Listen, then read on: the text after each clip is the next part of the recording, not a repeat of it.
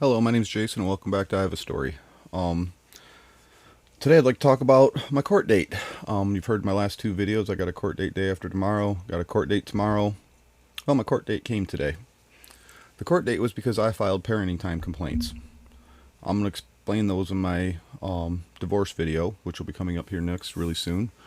So I filed parenting time complaints, not allowing me to talk to the kids, not answering the phone, sugaring up the kids. I mean, at 10:30 in the morning, you give the kids 3 suckers a piece and watch them bounce off the walls. You're going to hear that recording in the other video, and what this has done to our kids. And my child who has a red dye deficiency, and I'm going to share this because a lot of people probably don't even know about the red dye deficiency and what it does to children. Our son, it's known that it happens, and she continues. I have at least 4 recordings since I've been talking to my kids since November, of her giving our son red dye. And then what happens? He acts out. He acts like he becomes a totally different kid, and you're going to hear it in one of these recordings that I'm going to be playing for you in another video, in the divorce video. And then she punishes him for acting out. That's child abuse. You don't essentially drug a child, and then the child acts out because of the chemicals that are in their body that you gave them as an adult, knowing that that's what this does. I even have him recorded telling me I'm not allowed to have red dye. He knows it. His mom knows it. But yet she still gives it to him. He doesn't know what has red dye in it, and as an adult, she should. So then he acts out, and he gets punished for acting out because he's got these chemicals in his body causing it. Something people don't understand. If something is in a food, it's no longer considered a drug. By definition, red dye is a drug. Any chemical that enters the body and causes chemical change and reaction in the body is considered a drug. But if they put it in food, it is no longer considered a drug. You put heroin and cocaine in food, it's no longer considered a drug anymore. I don't think that's right in our food industry, but that's the way it is. So go to court today for this parenting time complaint. I mean, my phone conversations at the very beginning start out, well, here, Grandma's here, and we're going to give you brand new games to play so you don't pay any attention to your dad whatsoever. Have family over. I haven't talked to my kids in roughly the past month. I've got to talk to my kids 3 times because she refuses to answer the phone any other time. But the 3 times she did answer the phone, they're in a store and can't talk. They're outside playing and they're too busy to talk. And one time I actually got to talk to them. Now these times I call the same exact time every day, on the same days, every week. She knows when I'm going to be calling, and she does this on purpose. Even when the court order stated I had specific times to call my kids and talk to them, this is what she did. And she just wants to keep playing games. Again, I have it all recorded. So I go to court today for my parenting time complaint, and the judge doesn't want to hear it and doesn't want to see it. We didn't even address it. Instead, it was addressed that I'm not paying child support and that she needs money. I owe her for abusing me for years, abusing our children, continuing to abuse our children, continuing to alienate our children, withholding them from me, treating me like the criminal and allowing me to be treated like the criminal through this whole systematic process. And I can't do it.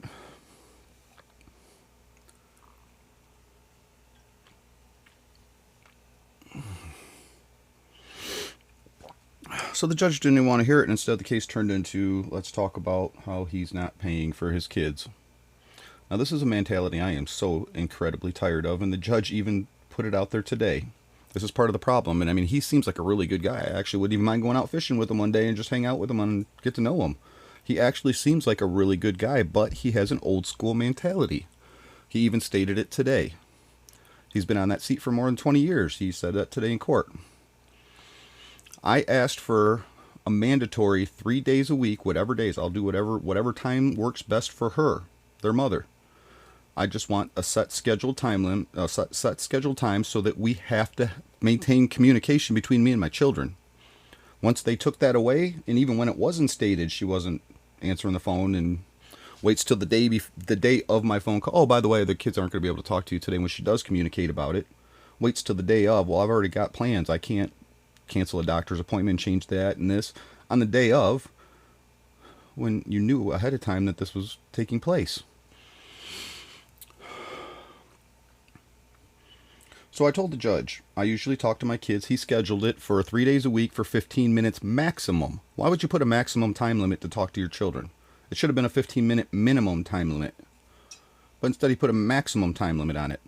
I told him, sir, I normally talk to my kids for 1 hour. Normally we spend 1 hour talking, and you listen to all my recordings. I play games with them, and I'm interactive with them, and we, for the most part, have a good time, except for when their mother's interfering with the calls. It's alienation to get on the phone while I'm talking to my son and call him by his name AJ, which I named him the day he was born. And that stood for Angie Jason, is why I named him AJ, because that was the prodigy of our love. That's why he got the name he did. So instead,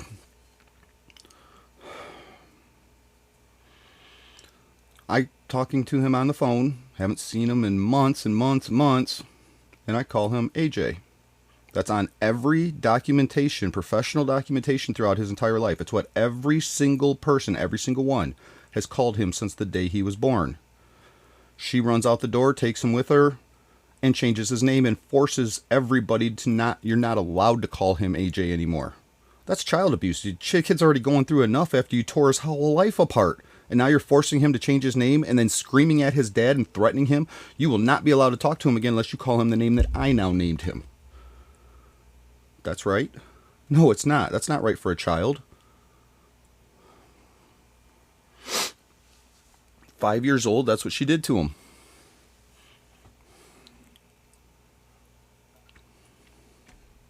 And so much more. Again, you watch my video about the preposterous PPO order, which she used against me and her attorney used against me in court again today. Look, this court said he's so bad that 2 years he's not allowed to be interactive with his family. You watch that video I made about the preposterous PPO order. You tell me he was right to do that. You tell me I was the abusive one and I'm the one with the severe mental illness. Tell me I was the one abusing her and the kids. I can prove it was her, but she gets away with it. Our children still get to be abused today by a mentally ill woman who doesn't know right from wrong and even admitted how many times in those videos, or those recordings in that video, she can't control herself. She has this problem. I've got a complete lifelong documented history of this exact problem. Nobody wants to see it. Nobody cares about those kids enough to even step up.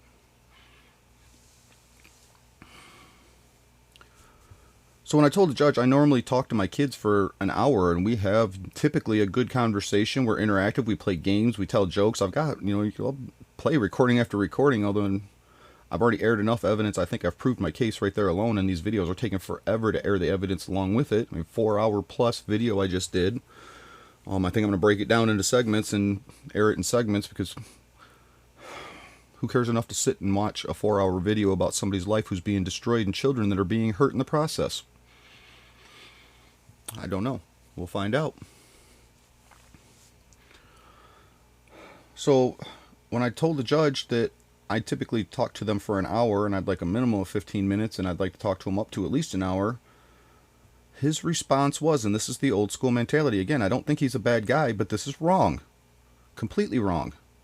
His response was, well, when I was a kid, we only got to talk to our dad once a year if we were lucky, so 3 times a week for 15 minutes would be sufficient. I told him I haven't seen my kids in a year and a half. No, that's not sufficient. I want as much time with them as I can get. But we're going to put a maximum of a 15-minute time limit on those calls? I understand decades ago women didn't have rights. I understand decades ago that they couldn't get a job and couldn't make money. I understand the need for the system decades ago. But we're not in that same era anymore. I've been denied the jobs of my dreams back in the 90s and told directly to my face when I walked into the police department and said, I want to be a police officer. They looked at me and said, you're a white male. Your resume will go straight into the garbage and we cannot even accept it. They told me that right to my face. I accepted it. Hey, that's what it is, right? The only problem I have with that is the people they did hire. They've hired a man who, I'm assuming was black, he had dark skin, who was completely deaf to be a police officer. I know he was completely deaf because I was rear-ended and he showed up to the scene, and even with a hearing aid in and me yelling directly in his ear, inches off his ear, he could not hear a word I was saying. How can you be a deaf police officer? That's really inconducive to the job. And how do you be a police officer and you can't hear? You can't hear somebody talking and screaming in your ear, and just kept escalating my voice. And he still couldn't, and had to call out another officer because he couldn't hear what I was saying. That's where I have a problem. If it was Detective Murtaugh who got hired and he was a great detective, I get it. But when an officer gets hired because of the color of his skin and cannot even perform the job, especially something as serious and important as a police officer, that's where I have a problem. Another police officer got hired. She was a woman. She looked kind of like mixed between Hispanic and black. I don't really know. But she was only 5 foot tall, and I'm guessing over 200 pounds.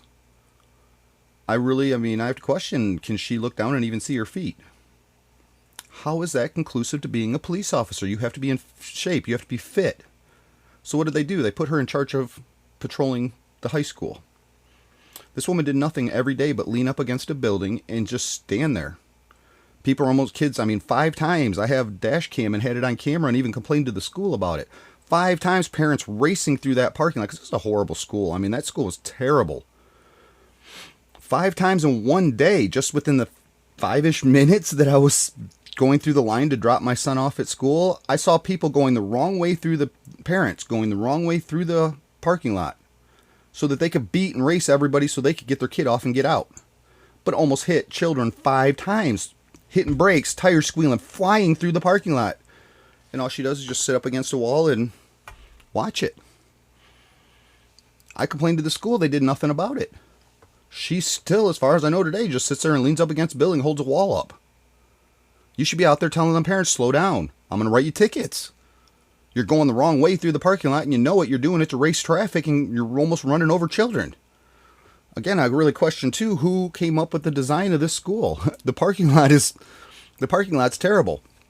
I don't know why you would take and put student and faculty or student and parking out and make those kids walk across this bus line and the incoming traffic line of parents dropping their kids off.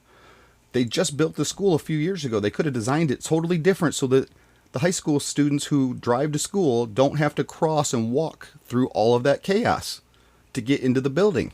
They could have designed it different totally. I don't know why that is not a part of their their goal when they design this stuff is to make it safe for kids. They want to make it pretty and look cool. I'm about functionality, not about pretty. Make things work right. I don't care what it looks like. I don't care how pretty it is. If it doesn't work right and children are endangered because of it, that doesn't make any sense. At least not to me. I am tired of being looked at as a paycheck and not a parent.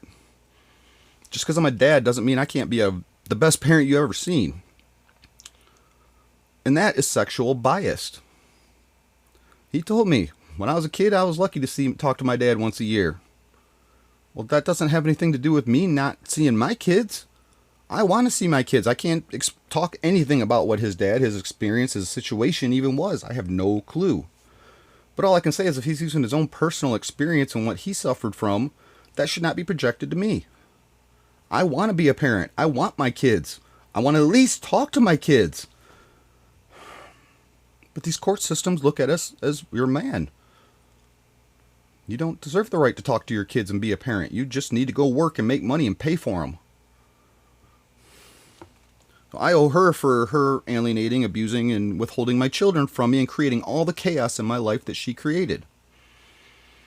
And they don't want to hear it. And we wonder why people are losing their minds, doing drugs, hurting people, having all these emotional breakdowns and the problems we have in this country. It's really not that hard. How about men now become the parent figure and the women become the paycheck, since the women now have more rights than a man does in a workspace? I went straight from the police department directly to the fire department that day and said, I want to become a firefighter. I want a job I feel noble and proud of. Fire department told me the same exact thing. You're a white male, we can't hire you. I remember that day because the woman who was behind the desk, which she was a beautiful black woman, she was gorgeous. She followed me out and wanted to take me out and asked me if I would date her. I honestly think black women are some of the most beautiful women in the world. They have the body shape and the hourglass. They are some of the most beautiful women in the world. My problem is I want a woman I can relate to and communicate with. I'm a country boy. You don't find too many black country girls. And I told her that. I said, I think you're gorgeous, but I don't think we would have anything in common. And I want a wife that, I want a wife. I want a partner in my life that enjoys the same things I do. And I enjoy the same things she does. And we do them together. So I did not see that with her. I didn't see us having anything in common. I want a partner that I just can relate to and communicate with and just live and do things together. I may not be my enjoyment to do some of the women things that she would like to do, or it may not be her enjoyment to do some of the manly things that I like to do, but we can still do them together. There still has to be some common ground.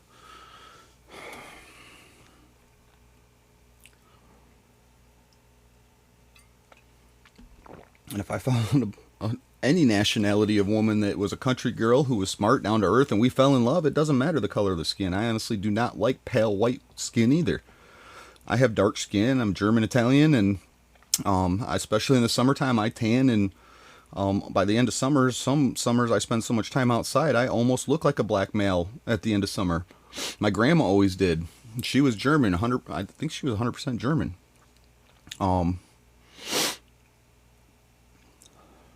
You stand me next to a girl who has pure white skin, she looks like a ghost compared to me, and I personally don't find that attractive. I like dark skin. There's nothing wrong with that. There's nothing racist, sexist, bias. It's a personal preference. And it's not racist to say, I like an apple and you don't. We have personal tastes. I'm tired of having to explain myself in a world that just seems like it has to be so politically correct. So I believe that's all wrong. A father should not just be a paycheck. A father should be a parent too. That's what equality and equal rights are, isn't it? I mean, I'm so confused because I've been told all these things are right and I've been treated with wrong. I've been told this is how the world is supposed to work, but then I jump into it and find out it's not. I try to follow laws and obey laws, but they don't exist for me. It's wrong. That's wrong. Why did I have to have a maximum time limit on my calls? When the call's done and my kids are... we end it. That's what we've been doing, and it usually lasts 45 minutes to an hour because we play games and tell jokes and laugh. And why did you take that away from me? I haven't seen my kids in a year and a half. I haven't been with them. I haven't been able to hold them. But again, today, her attorney wants to use this protection order and all this against me and claim, look, we're so scared of him. We're scared to let the kids be with him. Watch my last video. Watch that preposterous PP order and you tell me that I'm the one those kids are scared of. My God, I was the one scared of her and my kids were the ones scared of her. It's undeniable. But yet I'm still punished because I'm a man? What am I supposed to do? Do I lose my mind? Go out and do something stupid? God. This is wrong. I'm tired of it. I'm tired of it.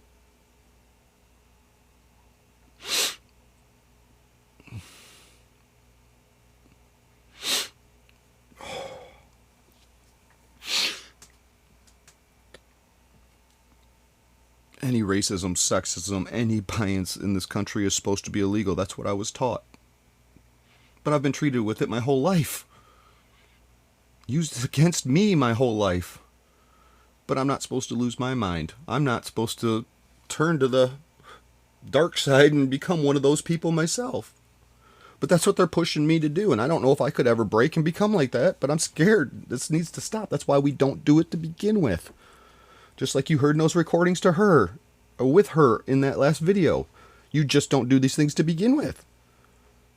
You keep owning your stuff. Well, if you quit creating harm and hurting people and doing the bad, you don't have to keep owning it. It is that simple. Truly that simple. But when you have a chemical imbalance in your brain and you can't control it, then you can't control it. She admits it in those videos. She can't control it. She cannot control her anger. She cannot control her outburst. She cannot control hitting me or the kids. But those are who my kids are with, right?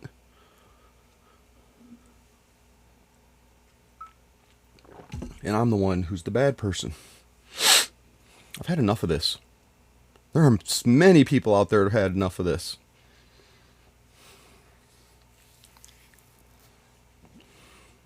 And again, the answers are simple. We do what's right.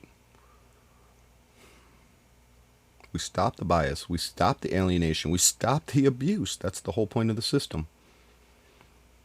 But instead, the system seems to just support it.